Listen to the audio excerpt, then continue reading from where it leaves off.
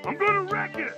I can fix it! Kung mamamatay ka sa labas ng game mo, hindi ka na magre-regenerate.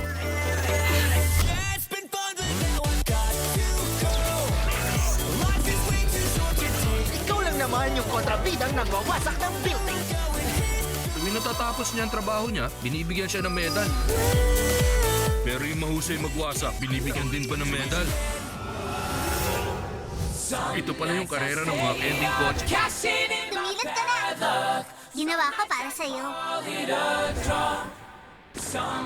Gusto mo yung medal, hindi ba? Ako gusto kong kumarera. Ipapanalo ko ang race para magbago yung medal mo. Ikaw raw, hindi ka mabait, okay? Kontrabida ka, pero hindi ibig sabihin nun masama ka. Magkakamedal ako, sigurado ako makakakuha ako nun.